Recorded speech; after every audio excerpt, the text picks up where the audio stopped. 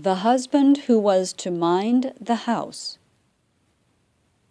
Once upon a time there was a man so surly and cross he never thought his wife did anything right around the house. One evening, during haymaking time, he came home complaining that dinner wasn't on the table, the baby was crying, and the cow had not been put in the barn. "I work and I work all day," he growled, "and you get to stay home and mind the house. I wish I had it so easy. I could get dinner ready on time, I'll tell you that." "Dear love, don't be so angry," said his wife. "Tomorrow let's change our work. I'll go out with the mowers and cut the hay, and you stay home and mind the house."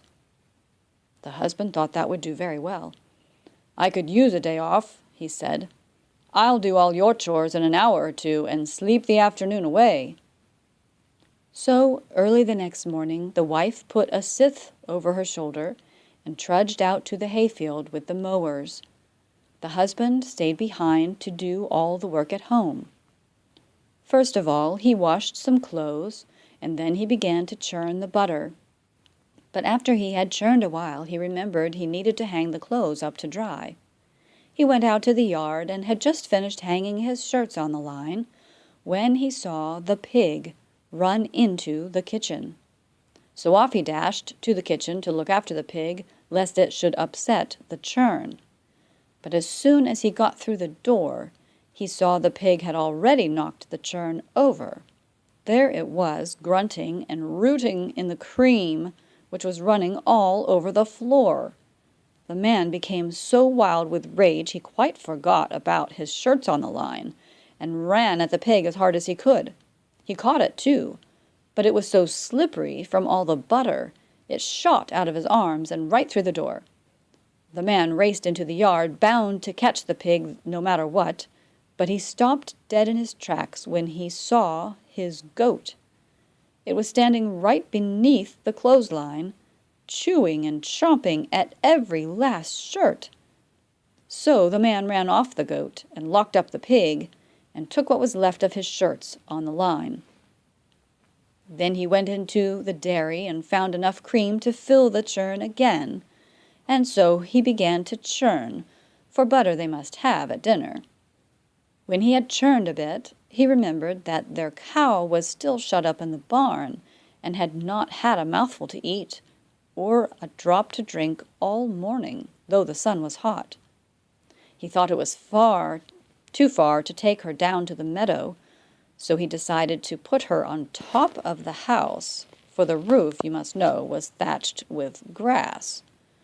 The house lay next to a steep hill, and he thought if he lay a wide plank from the side of the hill to the roof, he'd easily get the cow up. But he couldn't leave the churn, for here was the little baby crawling about on the floor.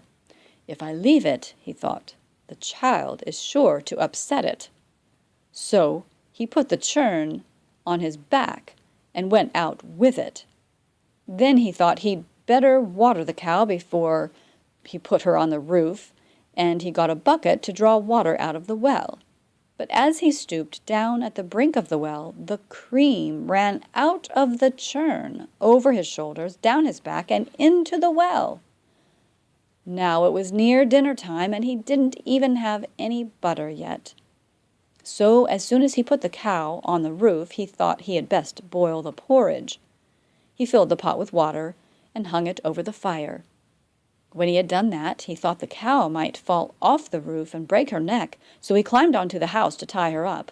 He tied one end of the rope around the cow's neck, and the other he slipped down the chimney. Then he went back inside and tied it around his own waist.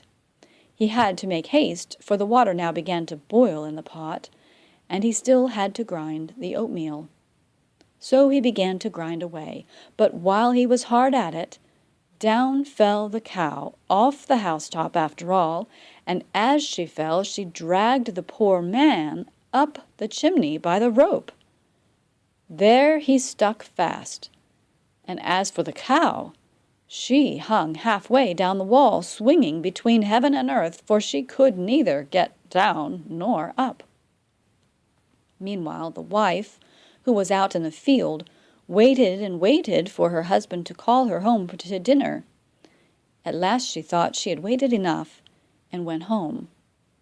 When she got there and saw the cow hanging in such an ugly place, she ran up and cut the rope with her scythe, but as soon as she did, down came her husband out of the chimney.